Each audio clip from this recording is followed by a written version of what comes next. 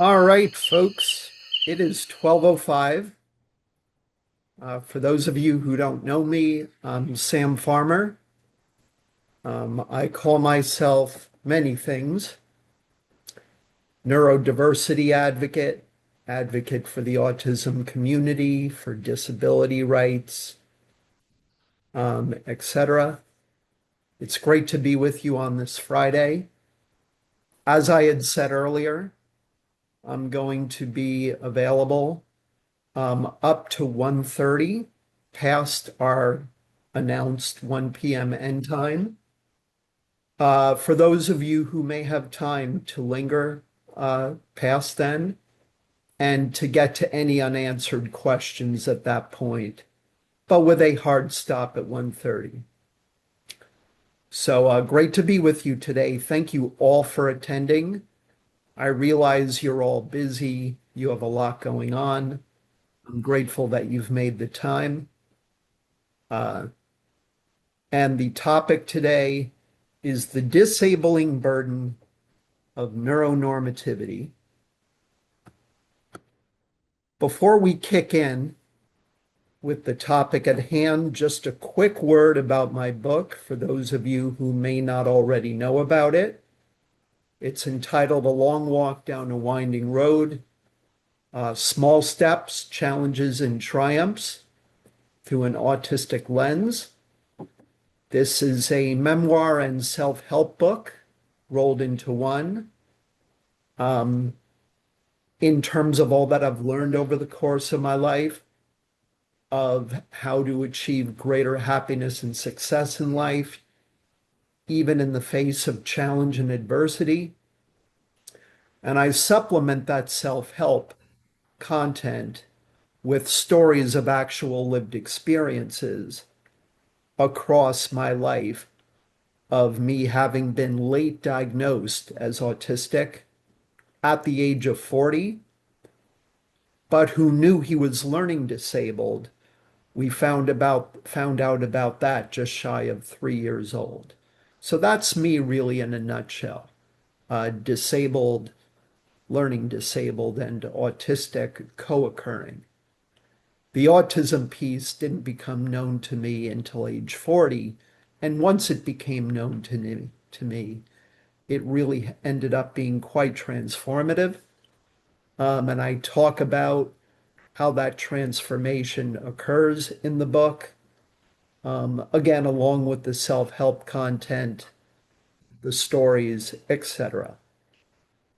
And my hope with the book is that it could be a tool that the reader could use to carve out a better life for oneself. I only speak to those self-help areas that my lived experiences qualify me to talk about, things like marriaging, in other words, being a good spouse, being a parent to my son, insights into self-esteem building, rising above bullying, workplace success, etc.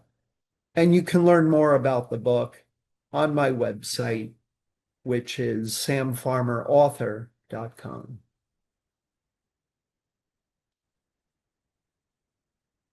So what is neuronormativity? As I understand it, it is really how society defines what we've come to know as normal. And the problem with that is what the heck is normal supposed to be? I think that really cuts to the heart of the problem here, in the sense that normal is going to mean different things to different people, depending upon who we are, our lived experiences. And I think therein lies the problem.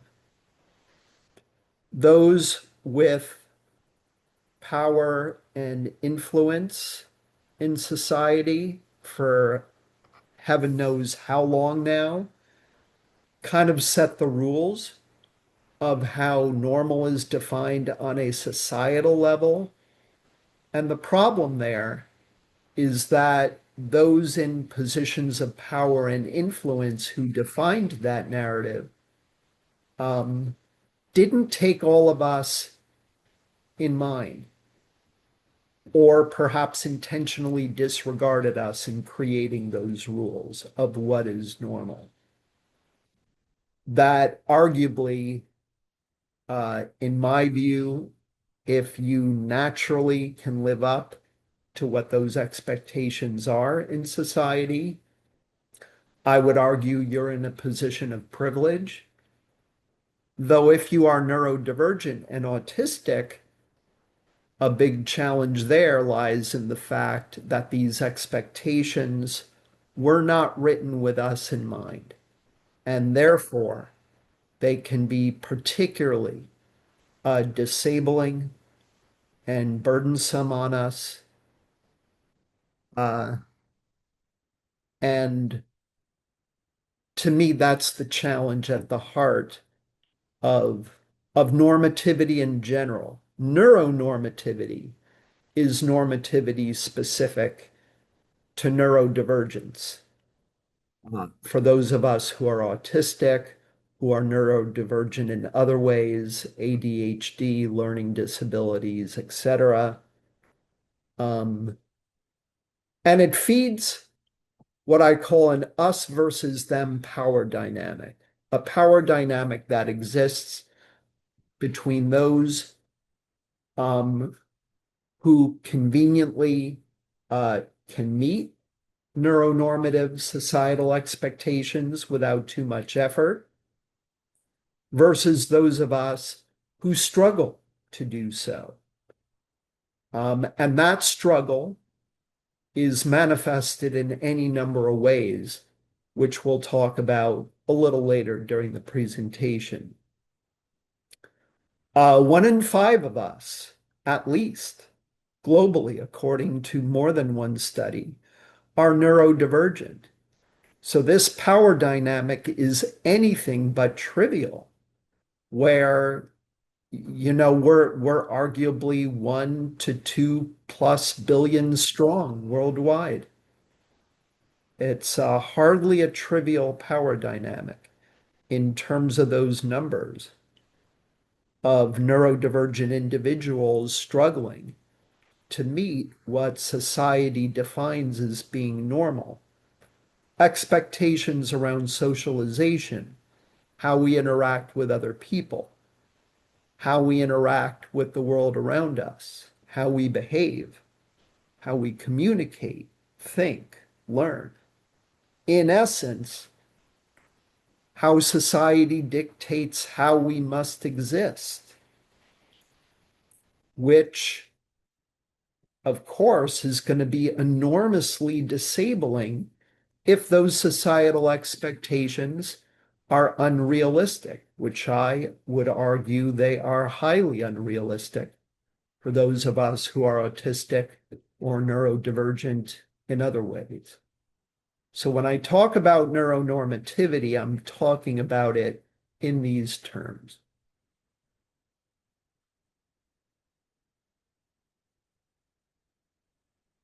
So at the heart of the challenge is that these expectations were set a very, very long time ago, long before the word autism was even coined, long before anybody knew of what neurodivergence meant.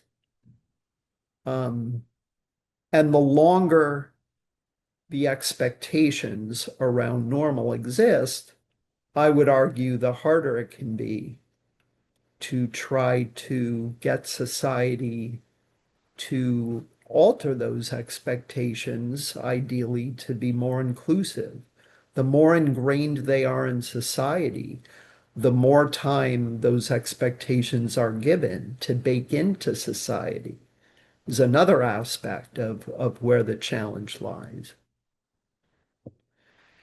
And so for those of us who don't easily conform to what normal means, whatever that's supposed to mean, um, this becomes a very real disability to us. In the case of autism, um, We've been told by society to believe that we're disordered.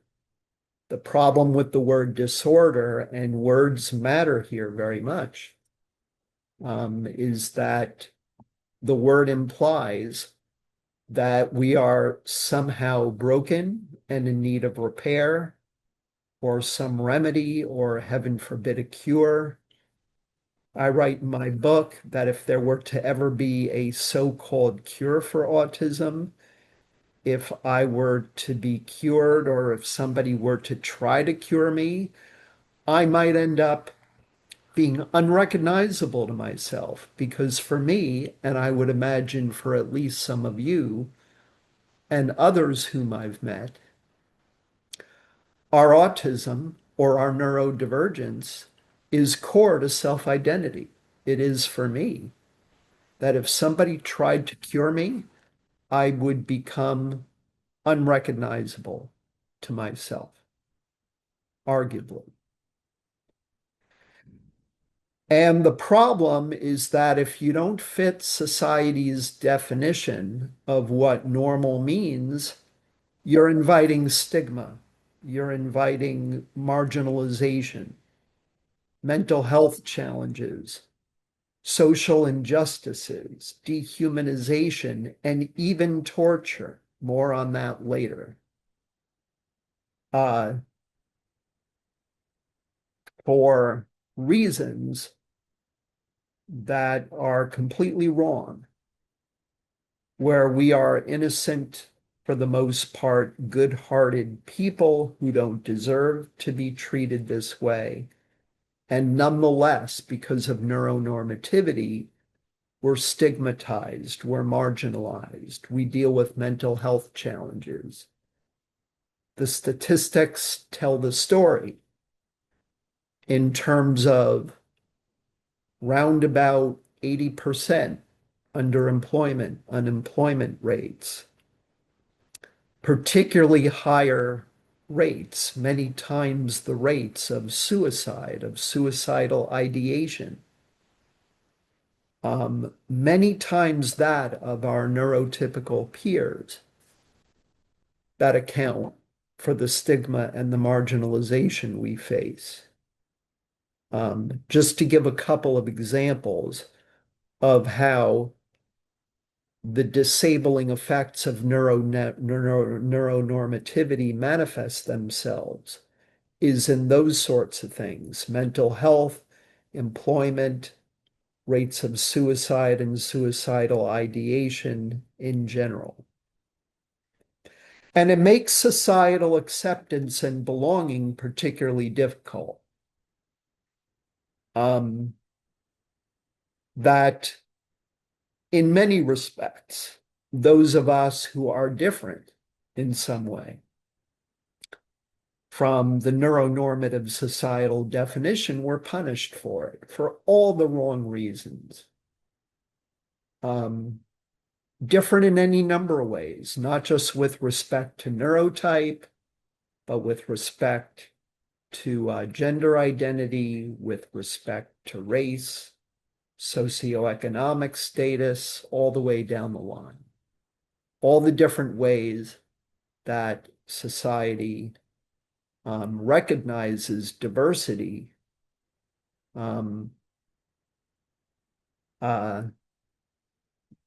if you differ in any way from that definition of normal, you're punished for it. And you're punished in part by not feeling accepted, much less feeling a sense of belonging, that you're not just invited to the table, but that once you are sitting at the table, people actually value you being there. They listen to you, they make you feel heard and seen. Regrettably, very challenging for many of us to experience that, which I believe we all deserve, but which all too often just isn't there. Many examples of neuronormativity. And what's key here is one's frame of reference. Um, Autism is many things. Autism brings a unique frame of reference. Non-autistic uh, frame of reference is another obvious one. The way in which we view different behaviors, different attitudes, the lens through which we view these things is directly relevant. You take the same phenomenon, if you view it through an autistic lens versus through a non-autistic lens, you're going to get you'll get two very different interpretations of the same behavior. Let's take eye contact, for example. Um, for those who feel that full body listening, for example, is the only way to listen to somebody, that would be, in my view, a typical example of how listening is viewed through a non-autistic lens. That if you're not making eye contact, if you're not standing still, then you're not listening to me. Through an autistic lens, for many of us, anything but that. For many of us, we will intentionally not make contact in order to listen better with our ears, more importantly, with our hearts. We know we're listening, but a non-autistic individual would more likely than not probably feel that we are not listening. That, are you hearing me? Do you care about what I'm saying? If you're looking away all the time, frame of reference. Eye contact being a sensory regulatory strategy that many of us depend on to be able to mitigate sensory input in order to listen better. But it isn't always looked at that way, the way we look at it. The challenge is in recognizing that there is more than one frame of reference that something can be viewed through. Empathy, the loathsome stereotype of autistic people don't know how to exercise empathy. Nonsense. Those who say that disregard the reality that we empathize plenty. It's just that we may do it in a different way than you might. This is neuronormativity at work. If somebody doesn't exercise empathy the way you exercise it, all of a sudden we're in the wrong. No, shouldn't be that way. But it unfortunately often is that way because of neuronormativity. Many of us, including me, can empathize very, very deeply with people going through a hard time. Through my writing, I've shared a couple of lived experiences where I empathized very deeply with people who had horrible things happen to them, but where my intent was completely misunderstood and I had been called out for seemingly remaining distant. Again, that difference in frame of reference. With respect to communication, many of us autistic individuals, including me, prefer to communicate not in nonverbal ways. My whole life, I have struggled, as I would imagine at least a few of us have, with nonverbal communication, that I prefer to communicate in very literal, explicit terms with words, the way I'm communicating with you guys right now. I tend to want to communicate with honesty, rather than with um, something less than honest. When I did my work with a speech language pathologist who is very much into the social thinking paradigm, I write about this in my book. One of the things that I learned from her was what social thinking calls the social fake. It's when you go into the office one morning and you tell somebody after they ask you, "How was your weekend?" "Oh, it was great." Even if the reality of how your weekend went was that it was anything but great, it was miserable. But you say, oftentimes automatically and involuntarily, "Oh, it was fine," because certain things are said to keep the peace, to tell people what they want to hear, which is highly problematic in my view, that we all ought to be able to be honest with ourselves. But instead, we often have to fake it just to keep the peace, just to be able to fit in with others.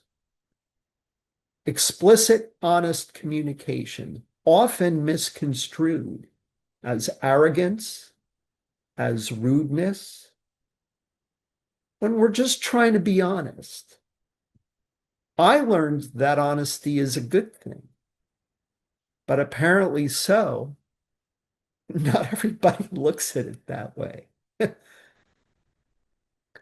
So, with respect to communication, again, the relevance of your frame of reference.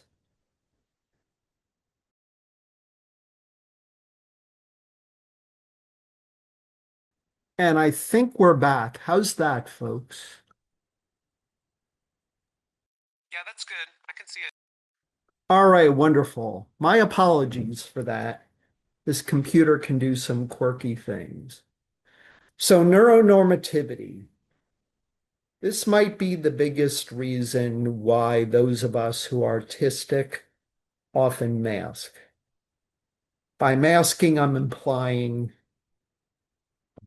covering up, hiding our true, genuine selves in an effort to try to fit in, quote unquote. Um, Masking can be very debilitating, particularly if it's done long term.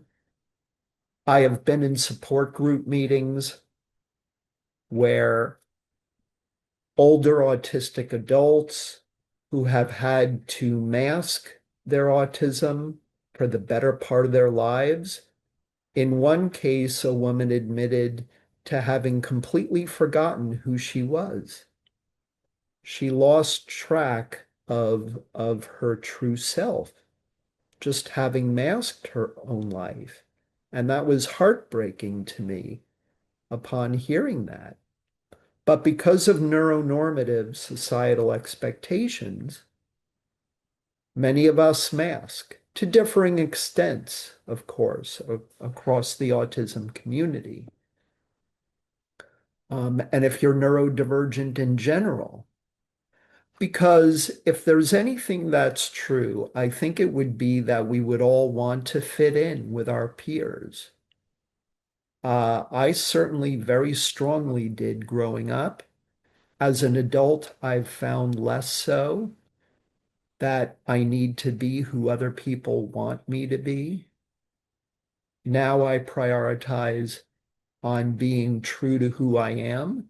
But the fact that I am able to be genuinely autistic and to share my autism with my peers is arguably very much a position of privilege, but for all the wrong reasons.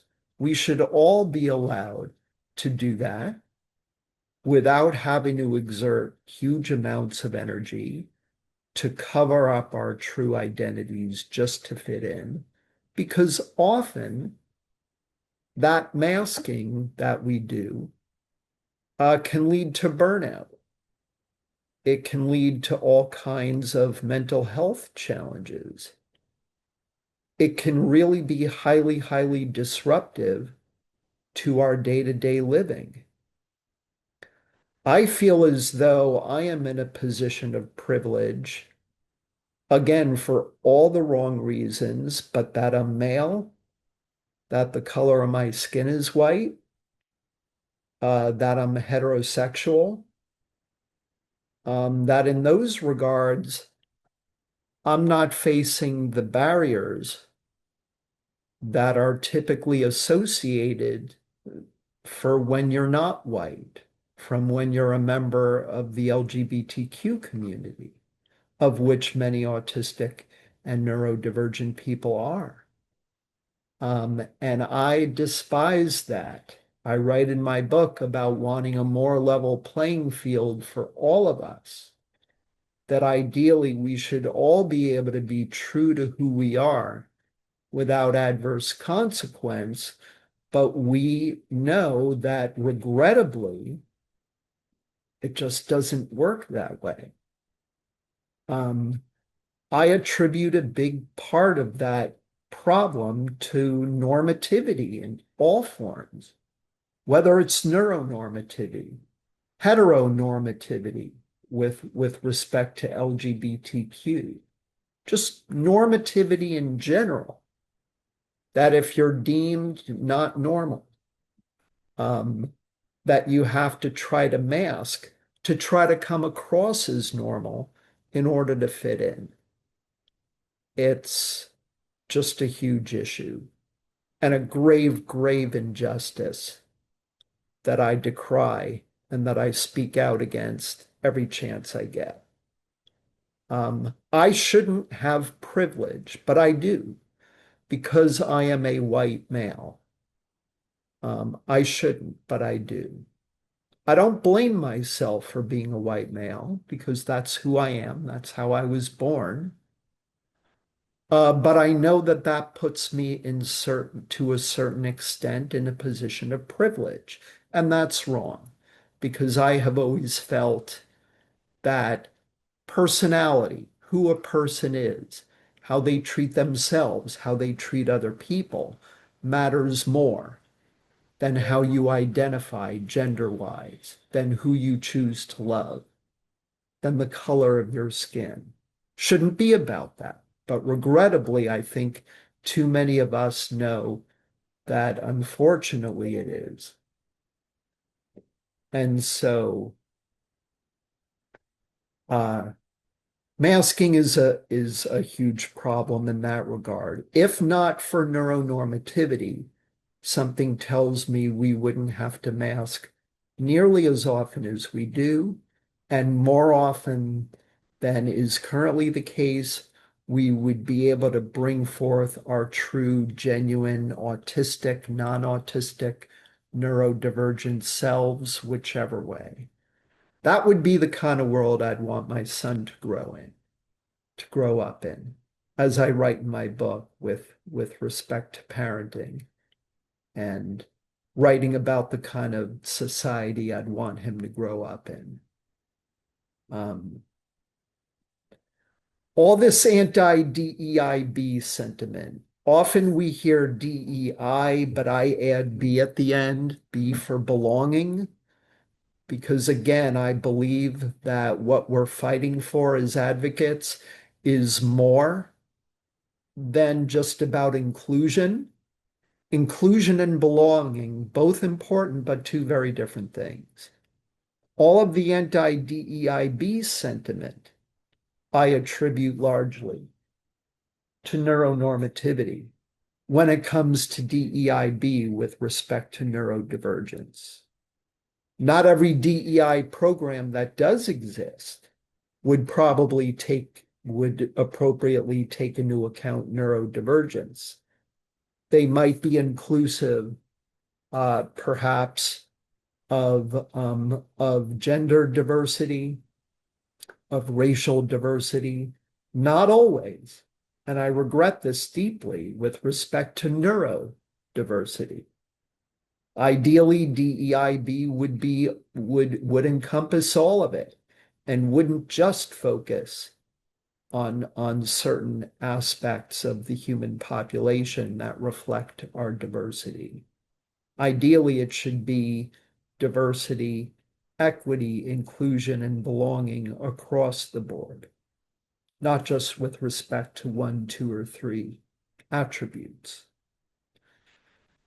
Therapies that try to fix what's broken. I've read, and I'm sure many of us have, so many cases of where ABA, applied behavioral analysis, has really done great harm to us, particularly when exercised in the traditional sense, where we were often treated as broken, and that I'm a clinician and I'm here to fix you because you're broken kind of approach to therapy, which, as many of us I'm sure know, often leads to trauma, to PTSD, to all kinds of mental health challenges. It sends all the wrong messages. It's harmful. It pathologizes us wrongly. Where if you're a believer in neurodiversity like I am, we possess a naturally occurring neurotype. By neurotype, how our brains and our nervous systems are wired. We are naturally occurring. We've been around since the dawn of humankind. Just like biodiversity talks to the diversity of life on Earth, neurodiversity speaks to the diversity of neurotypes within the human population. We are all legitimate. We're all naturally occurring. For many of us, our neurodivergence is core to self-identity, not something that's broken, that needs to be fixed. And we see that taken to an extreme in institutions that employ aversive behavioral interventions. At least some of you may know that perhaps my biggest advocacy issue that I've written about and presented about in the past for CASY and for others is that of electric shock interventions at a school just 2 towns over away from me. If you don't behave in the way that we expect you to behave, we're going to electric shock you. We're going to do other types of aversive or punishing behavioral interventions in addition to that, because you're not behaving in the ways that we feel you should. I'm referring to the Judge Rotenberg Center, Canton, Massachusetts, 2 towns over from where I live in southeastern Massachusetts, where for decades now, this has been done, both publicly funded and legal. Think about that, legally and publicly funded. This is a tax-exempt institution. If not for neuronormativity, I question if the Judge Rotenberg Center would even exist, or if it did exist, that they'd be doing these aversive behavioral interventions. And would think of more humane ways to help individuals in our community who do face challenges that I would argue should be addressed. Self-injurious behaviors, for example, very aggressive behaviors, or that could target others, both injurious and self-injurious. They need to be addressed, but the question is, how should they be addressed? They ought to be addressed not with aversive behavioral punishing interventions, electric shock being chief among those, but in a more humane, compassionate way. Humaneness, compassion, empathy. That if you can imagine the agonizing pain somebody goes with when they're skin shocked, often at many amperages the level of a stun gun. Neuronormativity is at the heart, I believe, of these aversive interventions, of any intervention that tries to fix what is perceived as being broken. We could all use help with our challenges. The question becomes, how are we helped? Are we helped in a neurodiversity or neuro-affirming fashion, as I believe should be the case in any clinical setting, in any school, in any establishment in society? How we're treating other people, how we're helping other people. Torture is no way to go about trying to help somebody. Because of how disabling neuronormativity can be on us, it can reach clearly torturous extremes.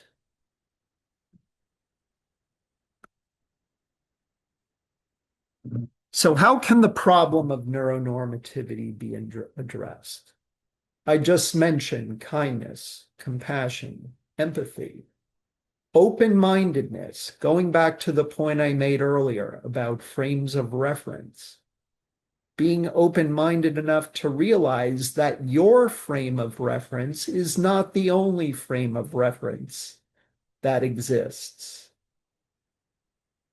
That kind of open-mindedness, which unfortunately just seems to be too hard to come by nowadays. Open-mindedness with respect, heaven only knows, to our political discourse. Being able to agree in a civil fashion with those we disagree with. Not always possible to be civil. Depends on who you're interacting with.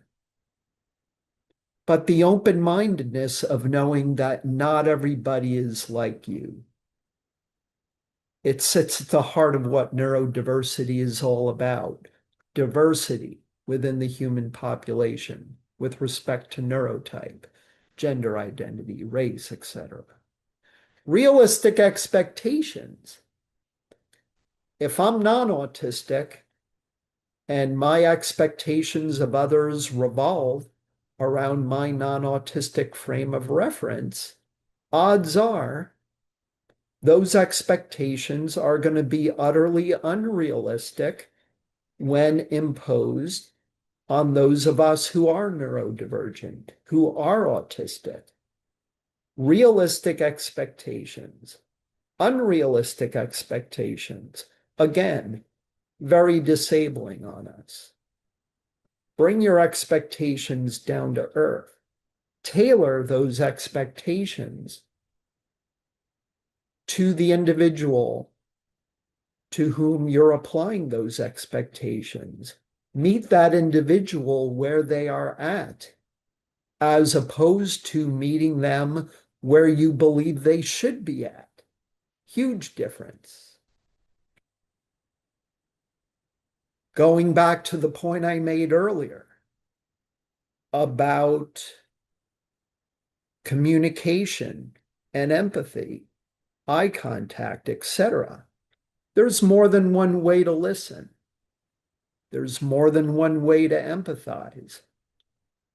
There's going to be more than one way to pursue any given course of action or behavior, which touches, again, on the notion of how important it is to be open-minded,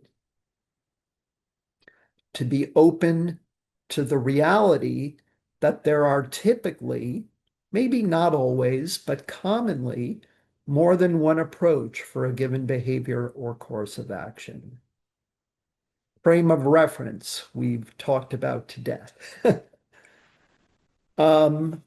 There is a distinction between difference and deficiency. Just because you're different does not mean you're deficient, but all too often the two are conflated. Wrongly so, very wrongly so. Two very different things. The neurodiversity argument that I subscribe to is that many of the things that the greater society views us as being deficient at is not a deficiency, but is just a naturally occurring difference. Reserving judgment. If you don't know somebody, if you're meeting them for the first time, if your knowledge about that individual or whatever it is that you're judging, that you know very little about them, then reserve judgment. You shouldn't be judging something or somebody about whom or about which you know little or nothing about. Reserving judgment. We all judge.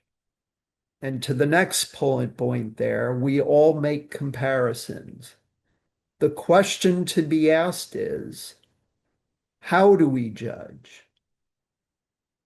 What will we do with the information that we glean from making comparisons between people?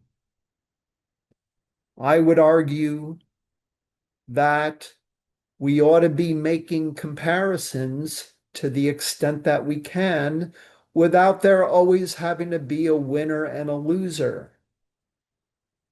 Because all too often, when we compare ourselves to somebody else, or we compare one individual to another individual, all too often we're comparing in ways that designates a winner and a loser. No, that can be very destructive, very toxic, very damaging. It just feeds the us versus them narrative that I brought up earlier that just regrettably seems to be all around us. And listening to stories of lived experiences. I've written a great deal about my lived experiences, both in my book and in all the articles, which, by the way, you can access there on samfarmerauthor.com for additional free reading. If you join my mailing list on my website, whenever I write a new article, everybody on my mailing list finds out about it. I write and I public speak for this very reason, is to share lived experiences with the hope that they are being listened to, and not just listened to, but genuinely taken to heart. Listen to the other individual's point of view. Listen to what they've been through before you judge them, before you compare them with others in a toxic fashion. Listening to stories of lived experiences. Nothing about us without us. All too often, non-autistic individuals are making decisions that directly affect us, that are wrong about us, because they didn't listen to us. Nothing about us without us. Listening to stories of lived experiences. All of these things, if practiced at scale, and that's the challenge, getting society to practice these at scale. Arguably, it's an uphill battle. I don't use it to deter me from my advocacy efforts. A lot of us in the advocacy community keep doing what we're doing to affect whatever degree of change that we can to make our situation better. The more advocates we have out here speaking to these kinds of challenges, the better. It's got to be an all hands on deck team effort. No one of us can handle it ourselves. um, that much of how we advocate, again, revolves around sharing our lived experiences to the degree that we can. Often we find ourselves in situations where doing that would be terrifying, because who knows what the consequences of sharing those experiences could be, largely because of the stigma we're up against. But if practiced at scale, perhaps that can make a difference with respect to the problem of neuronormativity for those of us who don't easily fit into that vision that society has, that exclusionary, I would argue, vision of how you're supposed to behave, communicate, live, learn, in essence, exist without being punished for it. And there you have it, the disabling burden of neuronormativity, the way I look at it for what it's worth. Anybody have any questions? I'm going to stop sharing my screen at this point. Here we go. Any thoughts? Any questions? Go right ahead. Hi, I actually do have a question. Can you hear me? Can hear you just fine. Go ahead. Okay, cool, cool. So my name's and one point that you brought up, sorry, my camera's off to the side. One point that you brought up was that people, not just on the spectrum, but neurodivergent in general, often suffer from, a higher rate of unemployment, a higher rate of mental health concerns. And I was on your website and I saw that you actually have quite an impressive career working as an IT consultant. So, as someone, I got very lucky. Lucky in that regard. Or do Well, you prefer? Whatever you'd like. I was very, Fortunate, yes, too. but that said, I'm currently looking for work, and I'm sure at least a couple people in the comments would be too. So, what would be your advice as someone who is, neurodivergent? What have you learned along the way? So this one's hard. What we need to take into account is who we're applying to, trying to get a sense of how inclusive and how welcoming who we're talking to would be towards us. And there are services that exist that match neurodivergent job seekers with companies who have shown an openness to hire neurodivergent talent. Mentra comes to mind. There are a couple of them, but if you go to Mentra, mentra.com, Because want to just you don't want to just land a job anywhere, because all too often neurodivergent people enter a job and they are treated very poorly, again, for our differences. Not every employer is as accommodating as we would need them to be in order to enable us to be at our best. That it's all well and good to be hired, but only if you're hired into the proper environment wherever you can find references for that given company.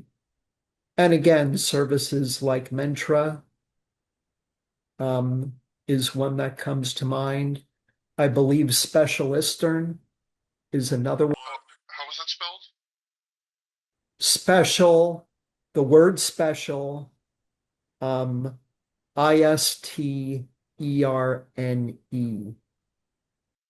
Thank you. Yeah, because My mind in the moment that perhaps are worth reaching out to for guidance along these lines. Yeah, because you see companies that do things like hire people, neurodivergent people to win diversity awards, and then once they get the award, fire everybody. I've seen it happen, so yeah, it's tough out there. Your hand raised?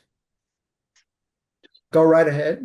Yeah, I was gonna say, like, I have a job where I just got my associate's degree last year in early childhood education, and that Okay. is intensively stressful.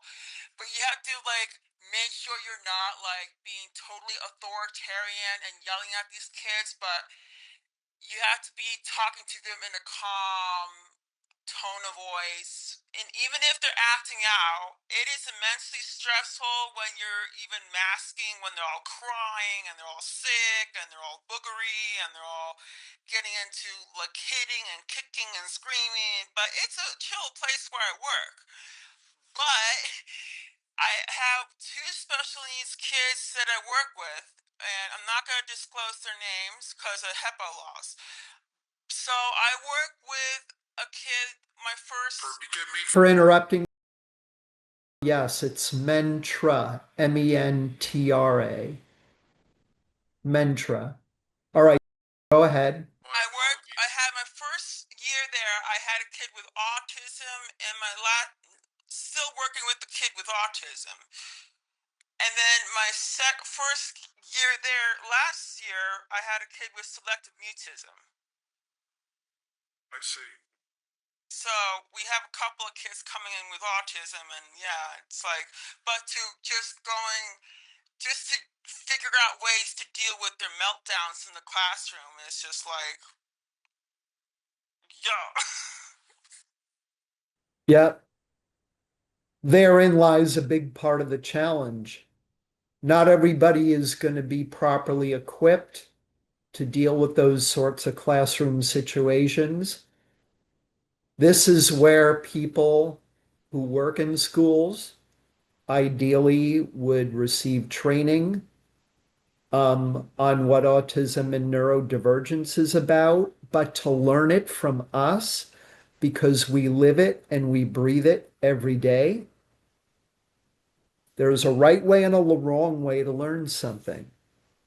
Ideally, people working in schools, people at the workplace, wherever, would learn about us, from our lived experiences, so that they can proceed accordingly in their jobs. But yeah, I hear you. Nothing about this is easy. Nothing I'm talking about here is easy, but it helps to be aware. And if there's anything that I try to do as an advocate is that I try to raise awareness. Um, I try to I try to educate and convey understanding because all too often as humans, we tend to fear or stigmatize or be critical of that which we do not understand, which is at the heart of what I do as an advocate.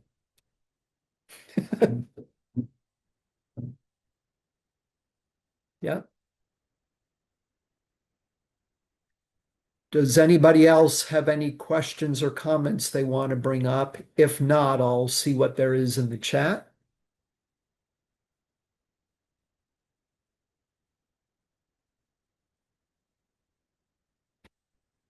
Let's open up the chat and see what there is.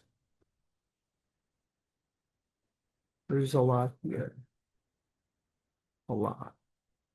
I'll do my best with these.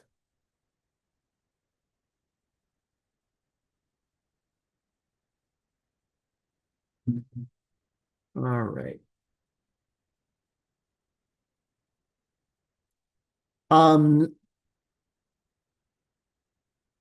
Yes, indeed. I'm not sure if I'm pronouncing this correct. Double empathy problem. Yes, absolutely.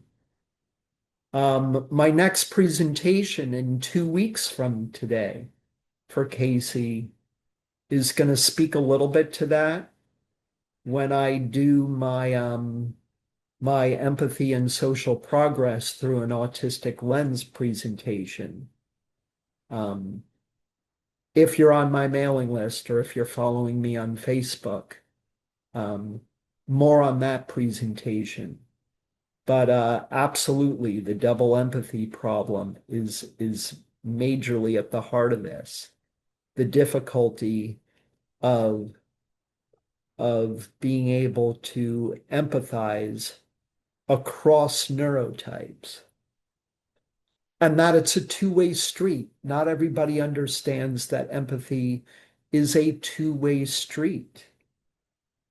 The burden shouldn't just be on autistic individuals to try to empathize with somebody else. It needs to be a two-way street. The problem lies in us being able to understand each other. But certainly the double empathy problem is at the heart of our challenge with respect to neuronormativity. Um, um, and yes, absolutely about full body listening and just the sheer nonsense of that. Um, that'll work for some of us, not for all of us. It's all too often just an unrealistic expectation. No question about that. It's just all too often an unrealistic expectation. Let's see.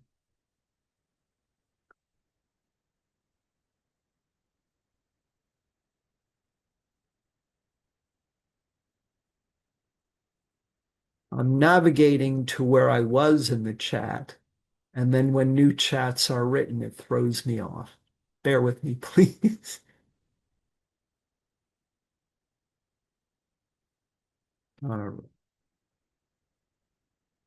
Uh, yeah, about Simon Baron Cohen. It makes me angry as well, particularly where he attempts to break up the spectrum from what I read of those autistic individuals who aren't learning disabled versus those of us who are. My learning disability co-occurs with my autism, and I just think it's a huge mistake to try to break up our community along those lines.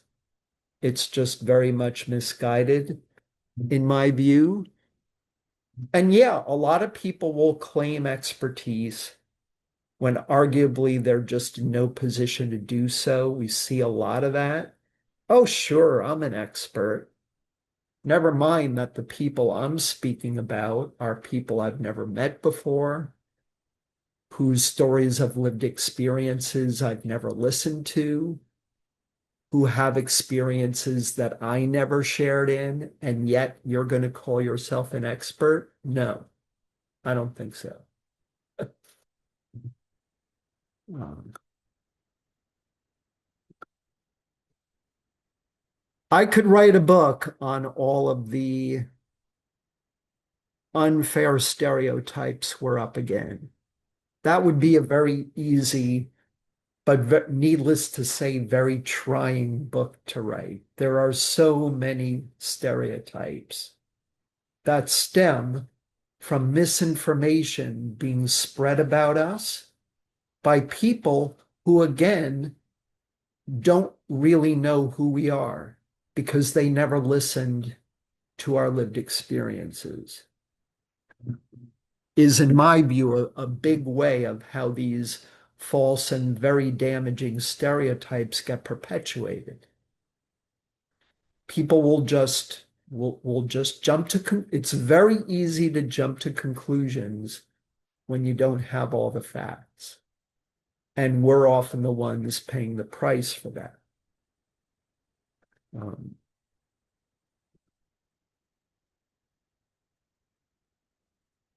Yes, we all mask to some degree. I agree. Um, to me, it's a question of extent.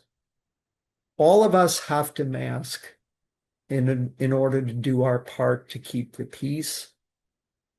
I would argue that if the way you behave, the way you exist, the way you conduct yourself, the way you communicate, etc., naturally falls in line with normative societal expectations, in all likelihood, you're going to need to mask to a far lesser extent than those of us who don't, who are more at odds with those expectations. It's a matter of extent. For how long in your life did you have to mask? Under how many life circumstances do you have to mask? I often argue, try to seek out people around whom you can be true to who you are without facing adverse consequence. Kind, empathetic people who will see you for who you are, who will see the value you bring to the table, no matter what your challenges might be, that the people with whom you associate would either make you or break you in that regard. Ideally, we all want to seek out people around whom we don't have to mask very much, if at all. And so, in my view, the whole thing about masking, you're right, we all have to do it, but it's a question of extent. Uh, let's see what else there is.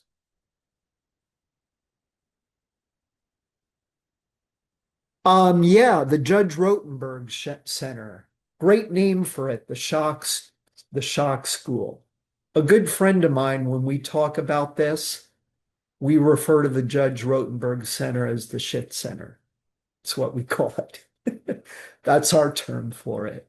You can come up with any number of names for the JRC. It defies logic that this is allowed to continue legally. And not only that, but publicly funded. What do they argue? They openly admit to electric shocking many of their disabled students, saying, well, it's better than them being on their medications all the time. We only use the electric shock as a last resort intervention when all the other interventions we know about have failed to work.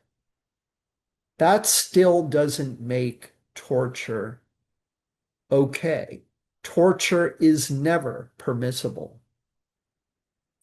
There's a great book. It goes through in wonderful fashion, but in very challenging fashion when you read this book of the history of the JRC and why and how they've been allowed to do what they've been doing for decades now without being stopped. It's a long, very complicated, very sordid, very twisted tale of how all this was able to come about at this school. I highly recommend it.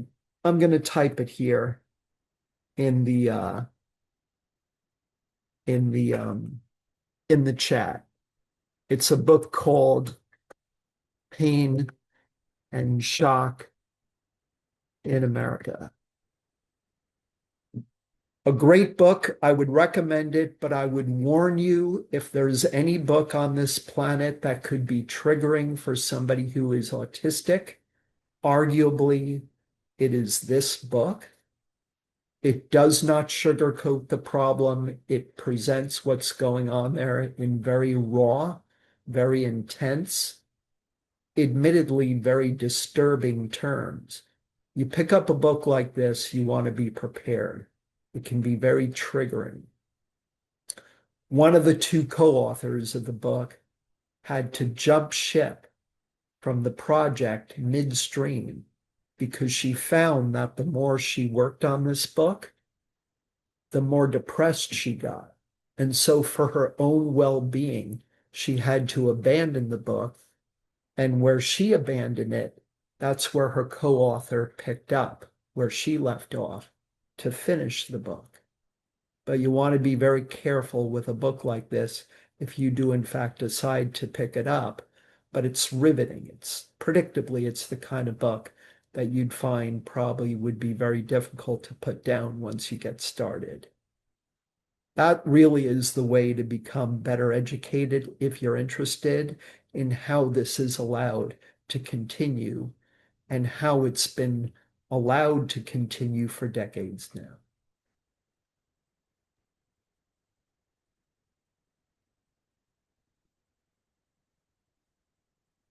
All right. Your comment about living in Navajo country and how direct eye contact is very rude and challenging. Wonderful. I think they get it. Because if somebody makes direct eye contact with you in any setting, that could really be pretty frightening, depending upon how that person is looking at you. When we listen to other people, primarily, I would argue, we listen with our ears and hopefully with our hearts, more so than with our eyes. We tend to be very visually oriented people, whether a given circumstance would dictate that or not. We're going to be visual with things anyway, because I believe that's just in our nature.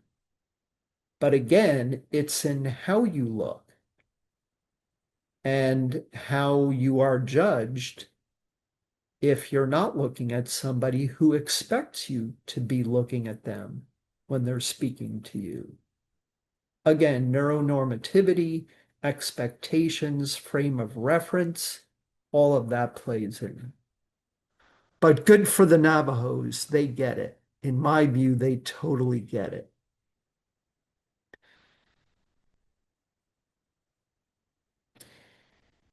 And yes, in terms of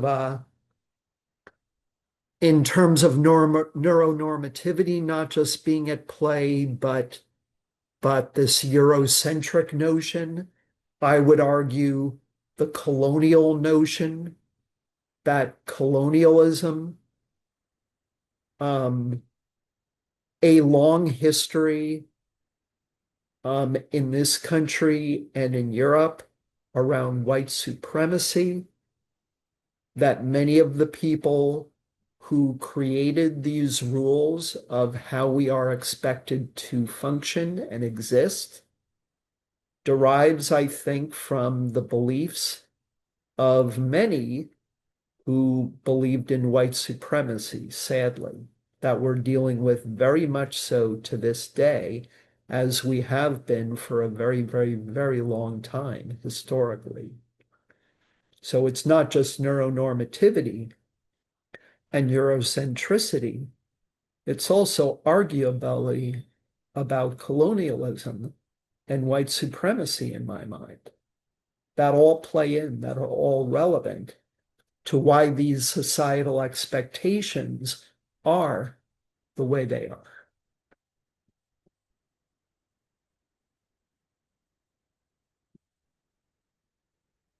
Um,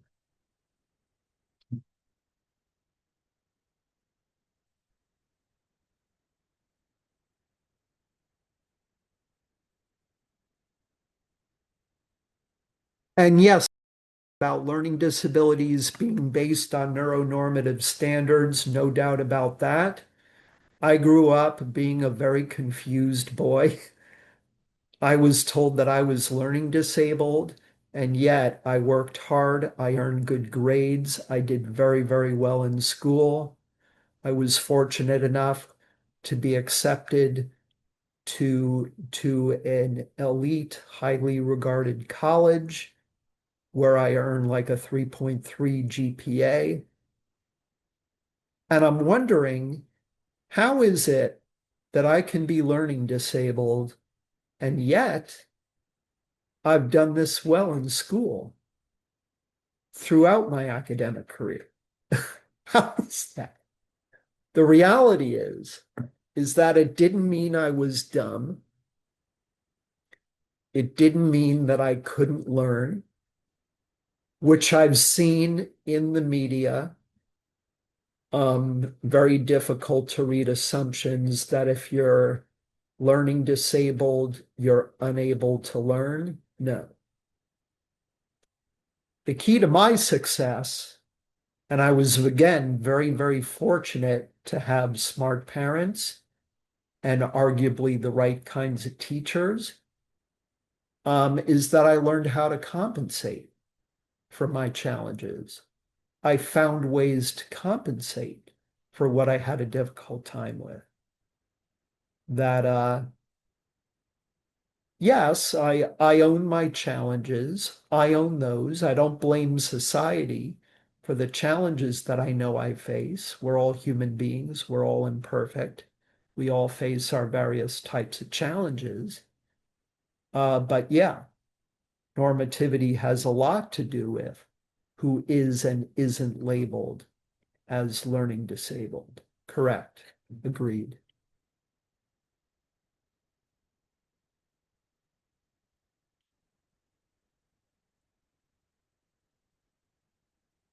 Um, Regarding, yeah, so-called experts. Um, you can't call yourself an expert if you're not willing to comprehend the autistic point of view of what it means to empathize. Again, the problem that all too often we encounter of if you don't empathize the way I do, then you're in the wrong and you don't really know how to empathize. Nonsense. Frame of reference, open-mindedness, directly relevant there.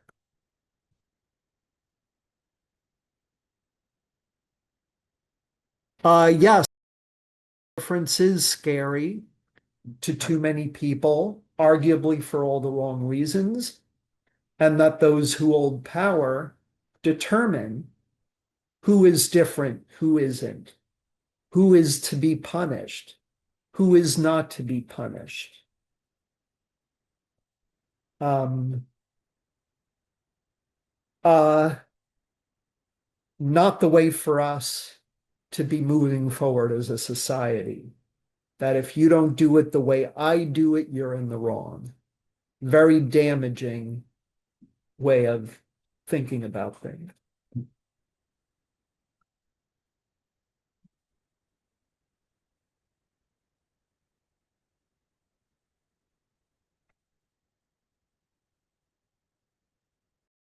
I wonder about that too, about if there's an evolutionary reason for what you call othering.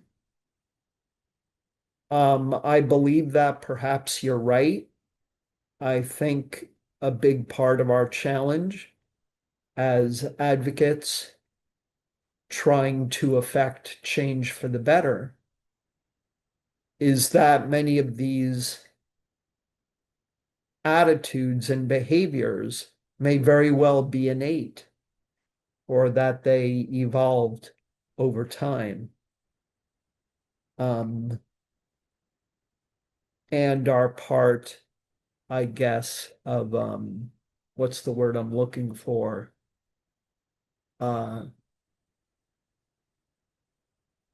can't think of it right now, but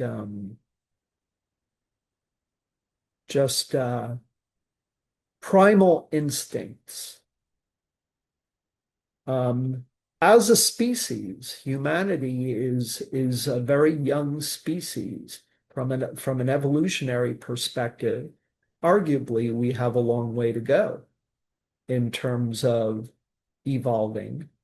That's nobody's fault. It's just the reality of Homo sapiens that we're relative to other species who exist and have existed on Earth. We just haven't been around that long. That for those reasons, there's a lot still to learn, and that hopefully we can develop in the proper direction remains to be seen. But maybe a lot of these behaviors stem from primal instincts that hopefully with greater awareness can be addressed. And so our work continues.